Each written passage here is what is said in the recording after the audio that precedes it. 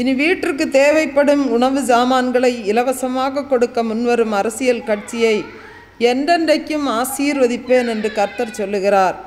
ரோடுகளில் ஆறு ஓடும், ரோடுகளில் தூண்டில் போட்டு மீன் பிடிக்கப்படும். தேசத்தில் பயங்கர அழிவுகள் பல வழிகளில் நடக்கும். புதிய உடன்படிக்கையின் கதவுகள் திறக்கப்படும். பூமி திறவுண்டு போகும்.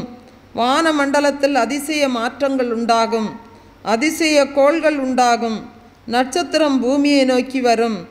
அரசியலில் நம்ப முடியாத மாற்றங்கள் உண்டாகும். பிணங்களை ஆகாயத்து பறவைகள் தின்னும். எடுத்து புதைக்க அரசாங்கமே வராது. அப்பேற்பட்ட இயற்கை பேரழிவுகளை கர்த்தர் கட்டளையிட்டார். ஜலப்பிரளயம் வந்து அனைவரையும் வாரிக்கொண்டு போகும். நிலநடுக்கமும் வரும். நீர்த்தேக்க அழிவுகள் வரும். ஜலப்பிரளயமும் வரும். புயலும் வரும். பொல்லாத வியாதிகளும் வரும்.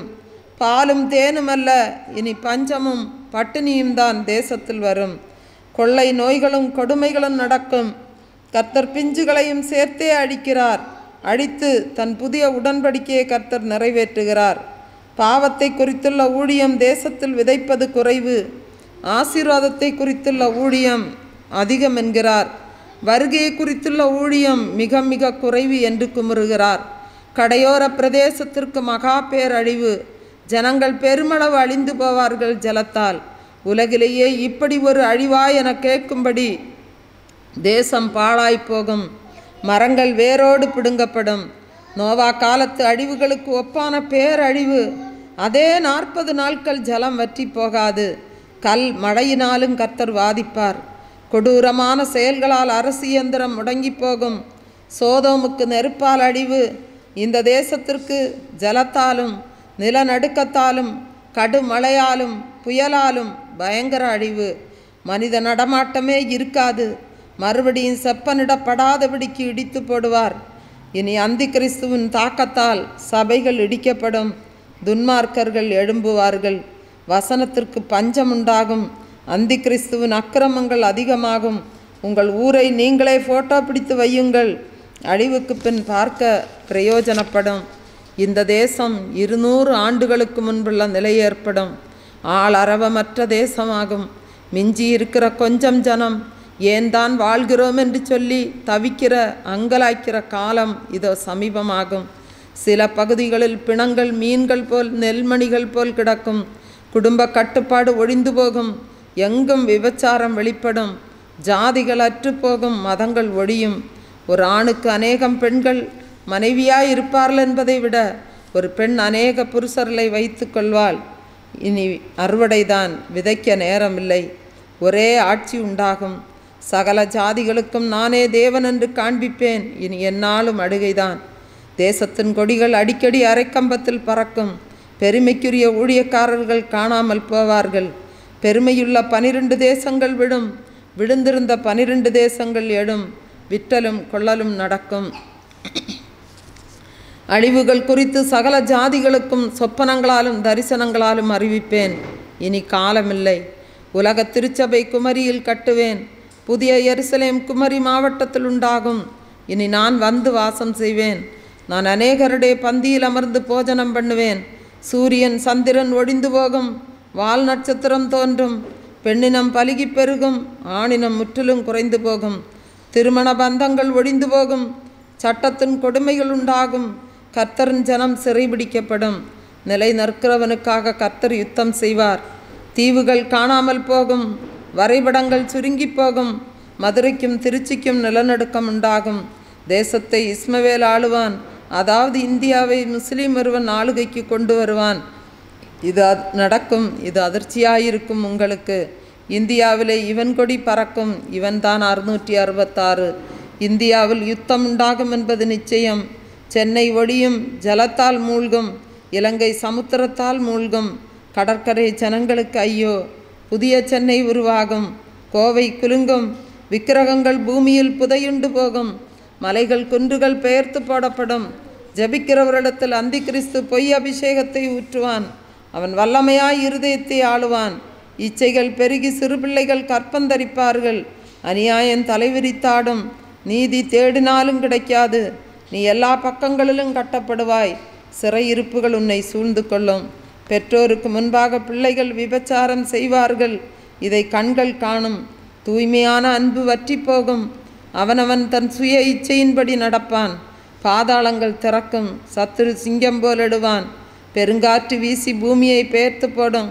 உன் சமாதானம் எடுத்து போடப்படும். ஊழியக்காரர்கள் மேல் அரசு அம்புகளை தொடுக்கும். விக்கிரகங்களின் கொடி பறக்கும். வியாதி என்ற கொடி பறந்து தினம் தினம் செத்து வீழ்வார்கள். மருத்துவமே குழம்பி தவிக்கும் கொள்ளை வியாதிகளை கண்டு ஜனங்களை திகிலும் கலக்கமும் பிடிக்கும். காயினை போல் நிலையற்றவனாய் அலைவாய். செங்கடல் மறுபடியும் விளக்கும். குமரிக்கு ஐயோ, கடையலுக்கு ஐயோ, தேசத்தில் ஒருபிடி ஜனங்கள் மீதியாயிருப்பார்கள். கிறிஸ்தவன் தமிழ்நாட்டை ஆளுவான் என்பதே. அன்பானவர்களே, இந்த புத்தகம் 292 பக்கத்தில் வெளிவர இருக்கிறது. இந்த புத்தகத்தின் விலை 150 ரூபாய். இந்த புத்தகம் உங்களுக்கு தேவைப்படுமாயின் 9442131629 என்ற நம்பருக்கு உங்கள் முகவரியை தெளிவாக பதிவிடவும். இதன் தபால் செலவு 25 ரூபாய்.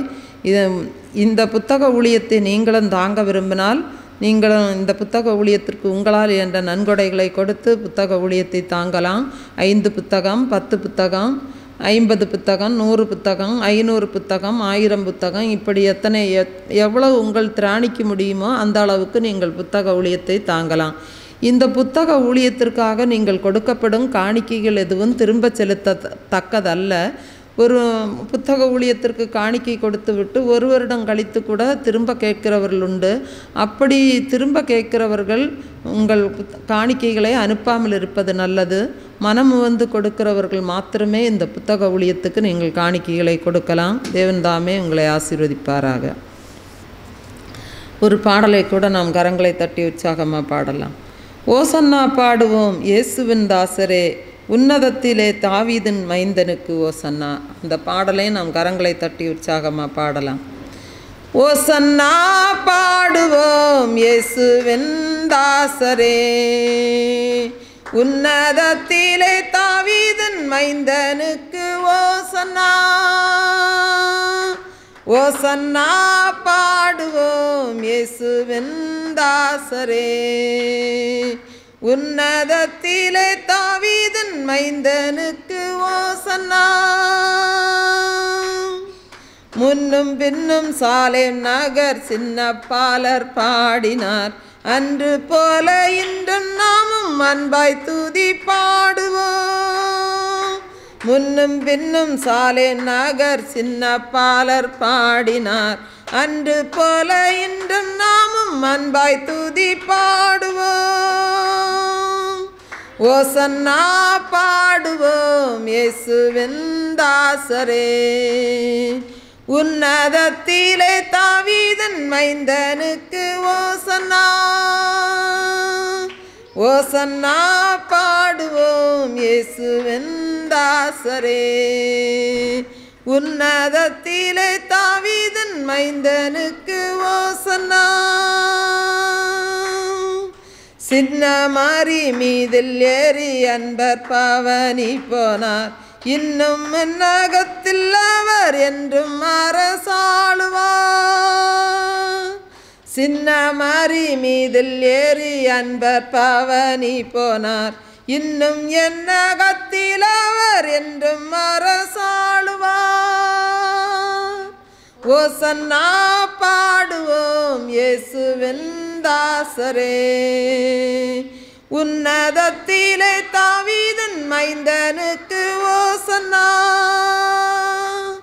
ஓசன்னா பாடுவோம் இயேசுவின் தாசரே, உன்னதத்திலே தாவீதின் மைந்தனுக்கு ஓசன்னா.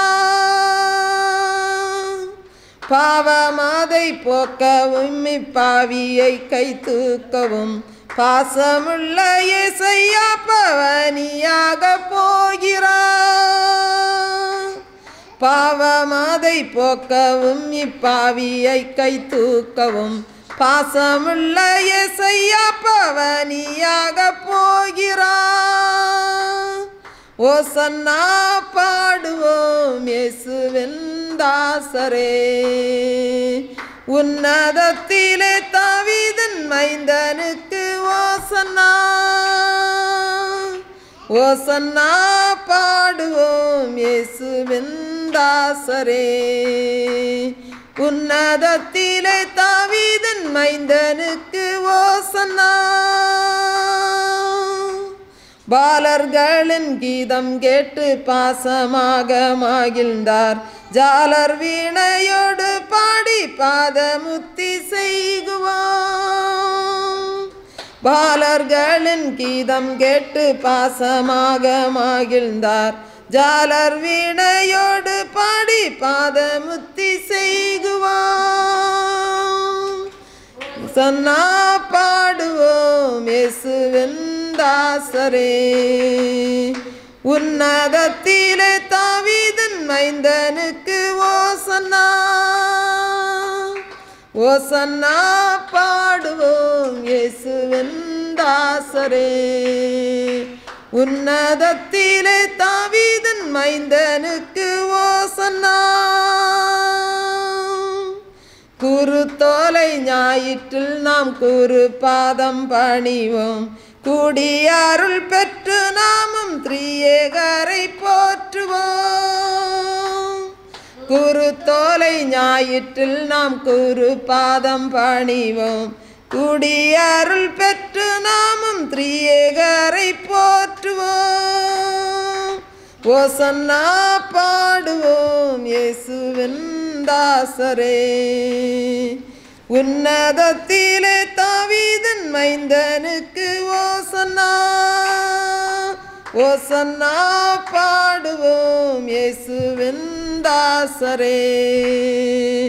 உன்னதத்திலே தாவீதின் மைந்தனுக்கு ஓசன்னா.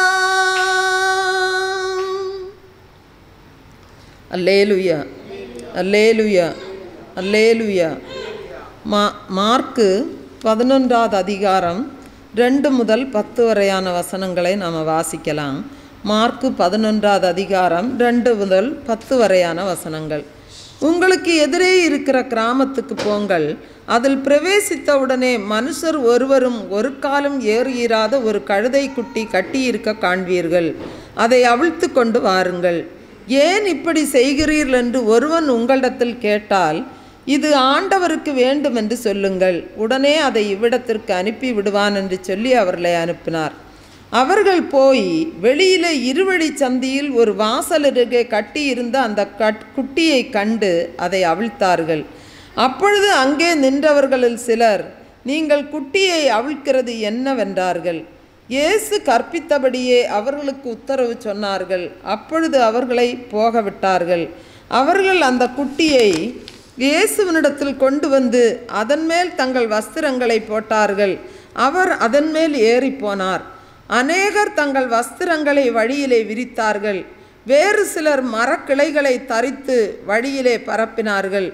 முன்னடப்பாரும் பின்னடப்பாரும் ஓசன்னா. கர்த்தரின் நாமத்தினாலே வருகிறவர் ஸ்தோத்தரிக்கப்பட்டவர். கர்த்தரின் நாமத்தினாலே வருகிற நம்முடைய பிதாவாகிய தாவீதின் ராஜ்யம் ஆசீர்வதிக்கப்படுவதாக. உன்னதத்திலே ஓசன்னா என்று சொல்லி ஆர்ப்பரித்தார்கள். அன்பானவர்களே, இன்று குருத்தோலை ஞாயிறு என்று உலகமெங்கும் இந்த நாள் கொண்டாடப்பட்டு வருகிறது. இயேசு இறுதியாக எருசலேம் பட்டணத்துக்கு வந்த அந்த நாளை நினைவு கூறும்படியாகத்தான் இந்த குருத்தோலை ஞாயிறு கொண்டாடப்படுகிறது. இந்த குருத்தோலை ஞாயிறு முதல் இயேசுவின் சிலுவை பாடுகள் வரையுள்ள நாட்கள் மிகவும் முக்கியமானவை. இந்த குருத்தோலை ஞாயிறு உலகமெங்கும் உள்ள மக்களால் கொண்டாடப்படுகிற ஒரு வெற்றியின் நாள். ஏராளமான திருச்சபை மக்கள் இன்றைக்கு வெளியிலே உலா வந்து வீதிகளிலே ஊர்வலமாக சென்று குருத்தோலைகளை ஏந்தி கொண்டு கர்த்தரை பாடி மகிமைப்படுத்துகிற ஒரு நாள். யூதர்கள் பாருங்க, வேதத்தில் நாம் பார்க்கும்போது யூதர்கள் அனைவருக்கும் பண்டிகைகள் மிகவும் முக்கியமானது. ஆண்டவர் 7 விதமான பண்டிகைகளை யூதர்களுக்கு கொடுத்திருந்தார். அதில் அந்த 7 பண்டிகைகளில் 3 பண்டிகைகள் மிகவும் முக்கியமானது. அந்த 3 பண்டிகைகளில் அவர்கள் எங்கிருந்தாலும் தேவாலயத்துக்கு அவர்கள் வருவார்கள். பஸ்கா பண்டிகை, கூடார பண்டிகை, பெந்தேகொஸ்தே பண்டிகை. இந்த 3 பண்டிகைகளுக்கும் யூதர்கள் எந்த தேசத்தில் இருந்தாலும் அவர்கள் தேவாலயத்துக்கு கண்டிப்பாக அவர்கள் பலி செலுத்துவதற்காக வருவார்கள். இயேசு இந்த பூமியில் வாழ்ந்த காலத்திலும் ஏராளமான யூதர்கள் நாலா பக்கத்திலும் பூமியின் பல திசைகளிலும் அவர்கள் சிதறி போயிருந்தார்கள். இயேசு எரிகோவிலிருந்து எருசலேமுக்கு வந்து கொண்டிருந்தார். திரளான யூதர்களும் இந்த எருசலேமுக்கு வந்து கொண்டே இருந்தார்கள். அது பண்டிகை காலமாக இருந்தது. இந்த பண்டிகையை அவர்கள் 7 நாள் ஆசரிப்பார்கள். அவர்கள் இயேசுவும் எருசலேம், இந்த எரிகோ பட்டணத்திலிருந்து எருசலேம் பட்டணத்திற்கு அவர் வந்து கொண்டிருக்கிறார். இந்த எருசலேம் பட்டணமானது மலைகளால் சூழப்பட்ட ஒரு பகுதி. இயேசுவும் எரிகோவிலிருந்து அவர் வருகிறார். திரளான யூதர்களும் அவர்கள் கூட்டத்தோடு கூட்டமாக, பயங்கர கூட்டமாக அவர்கள் இந்த பண்டிகைக்காக வந்து கொண்டே இருக்கிறார்கள். அவர்கள் மலைகளில் தான் அவர்கள் பயணம் செய்கிறார்கள். இயேசு எருசலேமுக்கு வருவதற்கு முன்பு